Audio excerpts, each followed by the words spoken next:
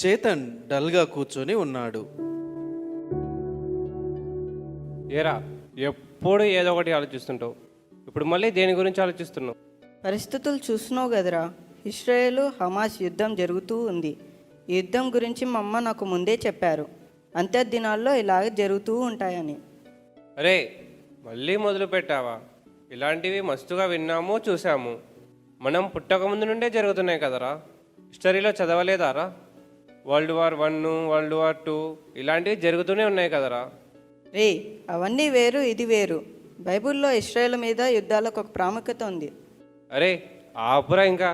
ఇవన్నీ చూసి అంత్య దినాలు వచ్చాయి, యేసు ప్రభు వస్తున్నాడు, సంఘాన్ని భూమిపై నుండి తీసుకొని పోతాడు, అందరూ మాయమైపోతారు అని ఎప్పుడు అంటుంటావు. ఇవన్నీ పిచ్చి మాటలు, తిక్క మాటలు. అరే యేసు ప్రభు నమ్ముకో అన్నావు. ఏదో నేను కూడా క్రిస్టియన్ కుటుంబంలో పుట్టాను కాబట్టి నమ్ముకున్నాను, కానీ మరీ నువ్వు చెప్పే కథలన్నీ వినే పిచ్చివాడిని కాను. ఏరా మళ్ళీ ఇద్దరు కలిసి ఏదో హల్లెలూయా మీటింగ్ పెట్టారా? ఎప్పుడు యేసు ప్రభు ప్రార్థన అంటూ ఎప్పుడు ఇవేనారా మీకు? ఏయ్ నేను కాదబ్బా, యేసు ప్రభు అని మళ్ళీ వీడు క్లాస్ స్టార్ట్ చేశాడు. నేను నీ పాటినేరా, ఎంజాయ్ చేసాం పద. వినోద్ చైర్ మీద కూర్చొని టీవీ చూస్తుంటాడు. విన్సీ మొబైల్ పట్టుకొని చూస్తూ ఉంటుంది. చేతన్ ఇంటిలోకి వస్తాడు. Praise Lord daddy. Praise Lord Vincy. Praise the Lord రా. ప్రైజ్ ది లార్డ్ అన్నా. ఏమండి, రోజు చూస్తూనే ఉన్నాను.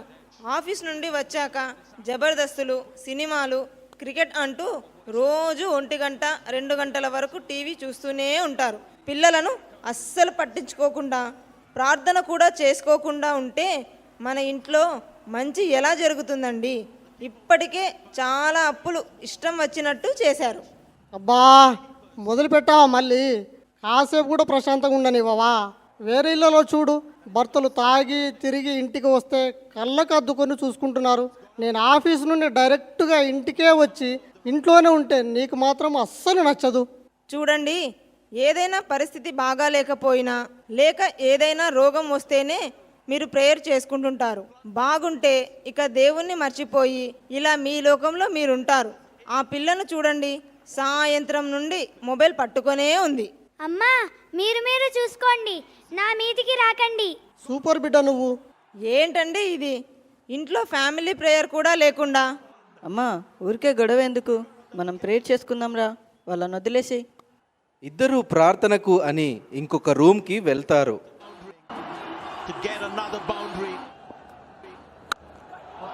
Wow, sixer! సూపర్! అబ్బాబ్బాబ్బా, ఏం షాట్ రాది. అరే విన్సీ, ప్రేయర్ అని అర్ధ గంటకు పైగా అయింది, అస్సలు చప్పుడు లేదు, పాట పాడిన సౌండ్ కూడా లేదు. అసలు ఏం చేస్తున్నారో ఏమో. డాడీ, భక్తి ఉండాలి కానీ మరీ అంత ఉండకూడదు. ఏదో ప్రార్థన చేసుకున్నామా, ఒక 10 వచనాలు బైబిల్లో చదివామా, అంతే. ఇదిగో మనలాగా ఉండాలి. ఏమేవ్, కొంచెం తినడానికి స్నాక్స్ ఏమైనా తీసుకురా. అలాగే కాస్త తలనొప్పిగా ఉంది, కొంచెం కాఫీ ఇవ్వు. తన భార్య నుండి ఎటువంటి స్పందన రాలేదు. విన్సీ, ఏంటమ్మా అసలు పలకడమే లేదు వాళ్ళు. ఇంత గట్టిగా అరుస్తున్న వినపడినట్టు నటిస్తున్నారు. అంతా వేషధారణ. విన్సీ, వెళ్ళి చూడమ్మా వాళ్ళు ఏం చేస్తున్నారు.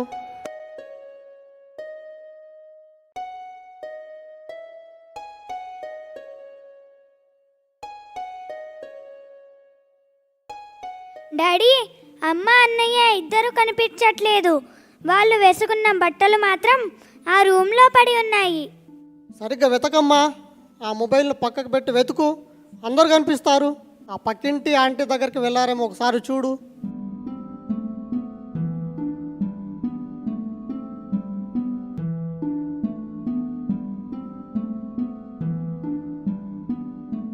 డాడీ, అన్ని చోట్ల వెతికాను, ఎక్కడా కనిపించట్లేదు.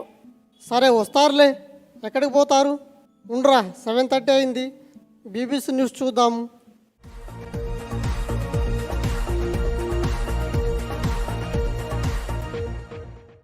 ఇప్పుడే అందుతున్న ఆశ్చర్యం కలిగించే సమాచారం.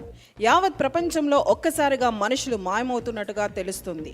వారు ధరించిన దుస్తులు మాత్రం పడిపోవడం చూస్తున్నాము. ప్రపంచ ప్రజలలో తీవ్రమైన అలజడి కనిపిస్తుంది. కావలసిన వారు కనబడకపోవడంతో ప్రజలు కన్నీరు మున్నీరవుతున్నారు. ప్రపంచ నలుమూలల నుండి వస్తున్న సమాచారం ప్రకారము మనుషులు అకస్మాత్తుగా మాయమవుట వలన అనేక యాక్సిడెంట్లు జరుగుతూ ఉన్నాయి. వాహనములు నడిపేవారు మాయమవుట వలన ప్రయాణికులు మరియు ప్రజలు తీవ్రమైన ఇబ్బందులకు గురి అవుతున్నారు. ఇంకా చూసినట్లయితే మాయమైపోయిన వారి దుస్తులలో ఉన్న పర్సులు, వారి ఆభరణాల కోసం కాస్త దోపిడీ వాతావరణం నెలకొన్నది.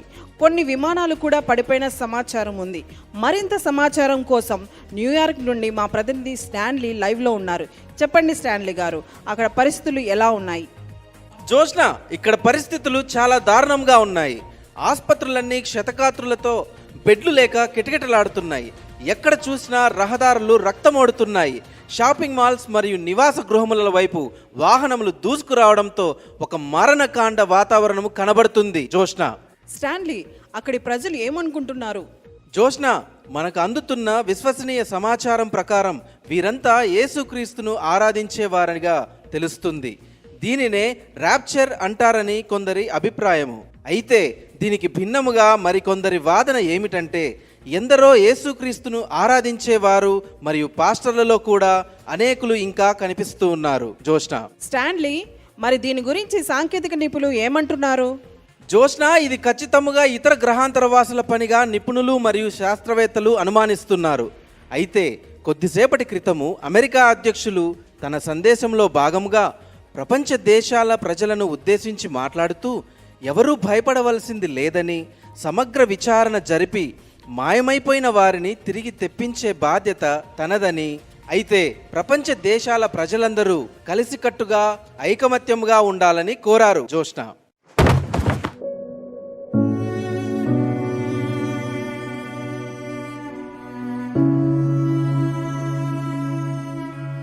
డాడీ డాడీ అసలు ఏం జరుగుతుంది? విన్సీ, ఈ న్యూస్ చూస్తుంటే అమ్మ చెప్పిందే జరిగిందమ్మా. రాప్చర్ వచ్చేసిందమ్మా. డాడీ అసలు రాప్చర్ అంటే ఏంటి డాడీ? యేసు ప్రభు సీక్రెట్గా వచ్చి తన సంఘాన్ని తీసుకెళ్లే విషయం అమ్మా. ఇది బైబిల్లో కూడా ఉందమ్మా. అమ్మ కూడా చాలాసార్లు చెప్పిందమ్మా, కానీ నేను పట్టించుకోలేదు. అసలు మనము కూడా ప్రార్థన చేసుకొని ఉంటే బాగుండేదమ్మా. వారితో కూడా ఎత్తపడే వాళ్ళమమ్మా. దిలీప్ మరియు దీవెన్ ఇంటికి వస్తారు. అంకుల్ అంకుల్, చేతన్ ఉన్నాడా ఇంట్లో? ఇంకెక్కడ బాబు, మీ ఆంటీ వాడు ఇద్దరు ఎత్తబడ్డారు. అవునా అంకుల్, నేను కూడా వాడిలా ఎత్తబడి ఉంటే బాగుండేది. యేసుక్రీస్తుని నమ్ముకుంటే చాలు ఎత్తబడతామని చాలాసార్లు విన్నాను. అదే నిజమనుకొని నమ్ముకున్నాను, కానీ నా ఇష్టం వచ్చినట్టు బ్రతికాను. అదీ కాక మేము 4 తరాల క్రైస్తవులము, మేము కాకుంటే ఇంకెవరు పరలోకంలో ఉంటారు అనుకున్నాను. కానీ చేతన్ మాత్రం ఎప్పుడు పద్ధతిగానే జీవించాడు అంకుల్, అందుకే వాడు ఎత్తబడ్డాడు. అవునమ్మా, ఇంత త్వరగా ఇలా రాప్చర్ జరుగుతుందని నేను అస్సలు ఊహించనే లేదు.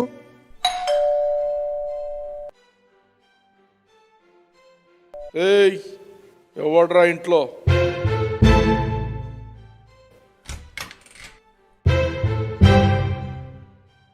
ఏయ్, ఇంట్లో ఎంతమంది రా మిస్సింగ్? సార్, నా భార్య, నా కొడుకు సార్. ఏయ్, వీళ్ళంతా ఎవర్రా? సార్, వీళ్ళు మా బాబు ఫ్రెండ్స్ సార్. రేయ్, ఎలా మిస్ అయ్యారు? ఏమన్నా గొడవలు ఉన్నాయా ఇంట్లో? అబ్బే, అలాంటివి ఏమి లేవు సార్. రేయ్, మరి వాళ్ళంతా ఎక్కడరా? సార్, రాప్చర్లో ఎత్తబడ్డారు సార్. పిచ్చోల్లా కనిపిస్తున్నామా? నాకైతే నీ మీద అనుమానం. నువ్వే వాళ్ళని మర్డర్ చేసి ఎక్కడన్నా బాడీస్ మాయం చేసింటావు. సార్, చాలా అన్యాయం సార్. నా భార్య కొడుకు లేడని బాధపడుతున్నాను సార్. అంతకంటే నేను కూడా వాళ్ళతో ఎత్తబడలేదని ఇంకా బాధతో ఉన్నాను సార్. అలాంటిది ఇప్పుడు నేను మర్డర్ చేశానడం ఏంటి సార్? ఏయ్, ఎక్కువ మాట్లాడొద్దు, లోపలేసి లేపేస్తాను. అంకుల్, మా డాడీ నేను టీవీ చూస్తుంటే అమ్మ వాళ్ళు మాయమైపోయారు. ప్లీజ్ అంకుల్, మా డాడీని ఏమనకండి. ఇంత లేవు, నువ్వు కూడా కథలు చెప్తున్నావా? విన్సీ నువ్వు ఉండమ్మా. సార్ ఆల్రెడీ బాధలో ఉన్నాం, దయచేసి మమ్మల్ని వదిలేయండి సార్. అస్సలు వదిలే ప్రసక్తే లేదు. ఎంక్వైరీ చేసి కేసు కట్టాల్సిందే. సార్ ఏం కేసు సార్? ఇంకేం కేసురా? Murder case. Sir please sir ఇంకో మాట చెప్పండి సార్. ఇంకో మాటనా? అయితే 10 లక్షలు రెడీ చేసుకొని కలువు.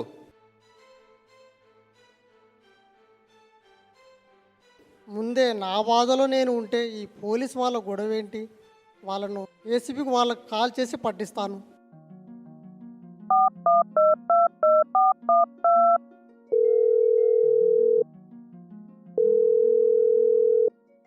చెప్పండి. సార్ రెన్నీ జెస్సీ అనే 2 పోలీసులు నా మీద తప్పుడు కేసు కడతానంటున్నారు, లేకుంటే 10 లక్షలు ఇమ్మంటున్నారు సార్. సార్ నేను ముందే అప్పుల్లో ఉన్నాను సార్. వాళ్ళకి ఇవ్వు, నాకు కూడా ఒక 2 లక్షలు తీసుకునిరా. అమ్మో పరిస్థితులు అస్సలు బాగాలేవు. ఇక్కడి నుండి ఎక్కడికైనా వెళ్ళిపోవడం మేలు, లేకుంటే పోలీసు వచ్చి నన్ను అరెస్ట్ చేయొచ్చు. విన్సీ పదమ్మ చర్చి దగ్గరికి వెళ్దాం. పాస్టర్ గారు ఎలాగూ ఎత్తబడి ఉంటారు కాబట్టి మనం అక్కడ సేఫ్గా ఉండవచ్చు. అందరూ కలిసి చర్చికి వెళ్తారు.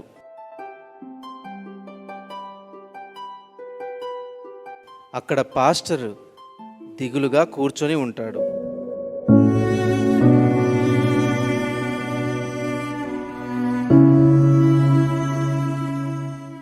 అరే పాస్టర్ గారు ఇంకా ఇక్కడే ఉన్నాడు.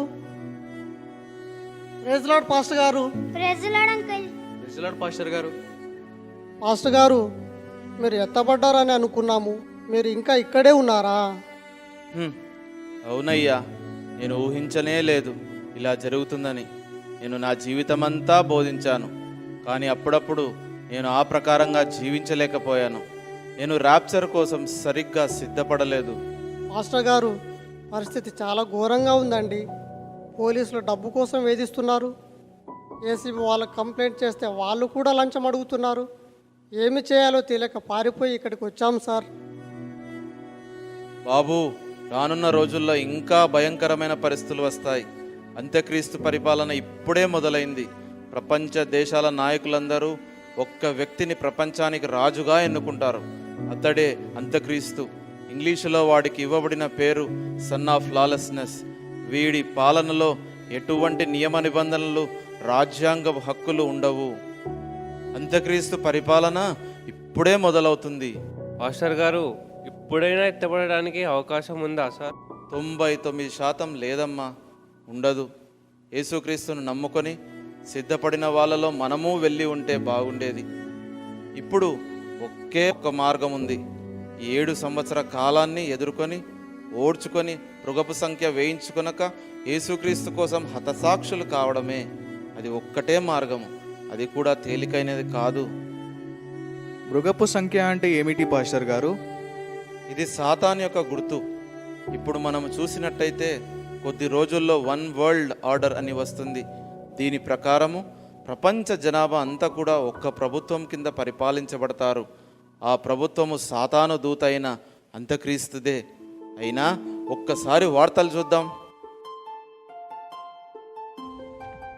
ప్రపంచ దేశ నాయకులందరూ శాంతిదూత అయిన డాక్టర్ క్రిస్టఫర్ గారిని తమ నాయకులుగా ఏకగ్రీవంగా ఎన్నుకున్నారు. ఇక మీదట తను చెప్పినదే ప్రపంచ ప్రజలందరూ పాటించాలి.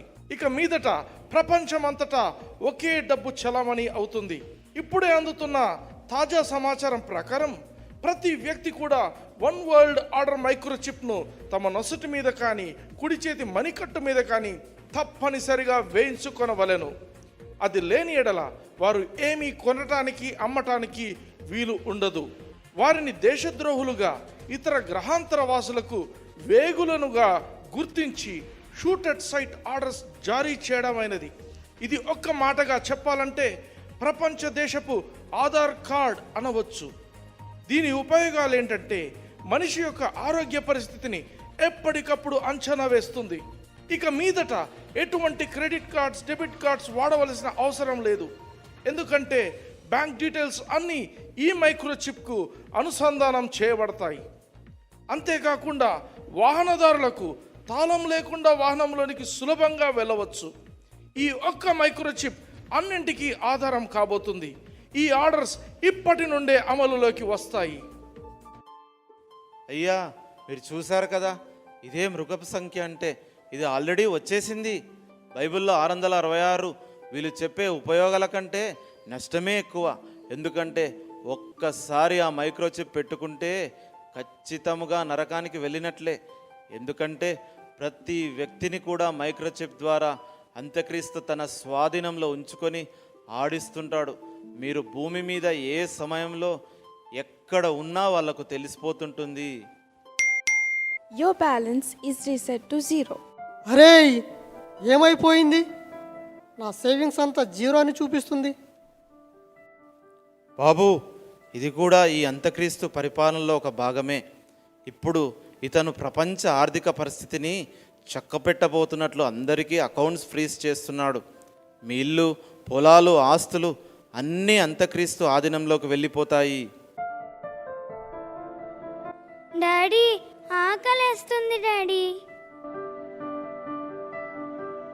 మాస్టర్ గారు, మనం తినడానికి నేను వెళ్ళి ఏమైనా తెస్తాను సార్.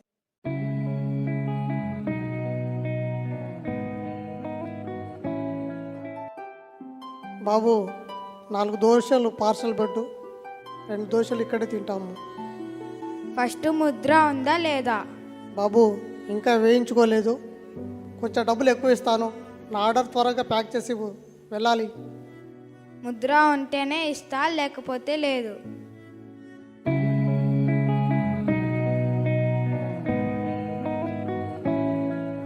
ఎన్ని హోటల్స్ తిరిగినా ముద్ర లేకుండా ఏమీ ఇవ్వట్లేదు.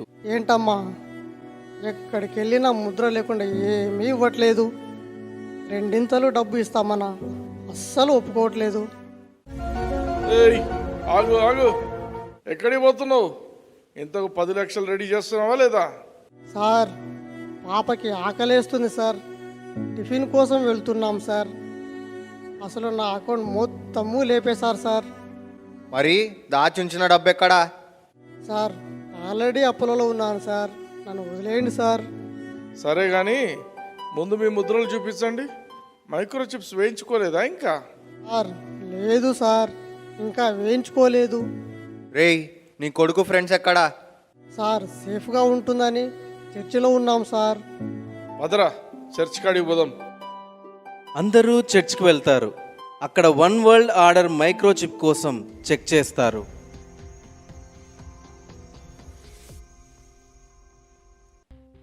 ఒక్కరికి కూడా మైక్రోచిప్ లేదు.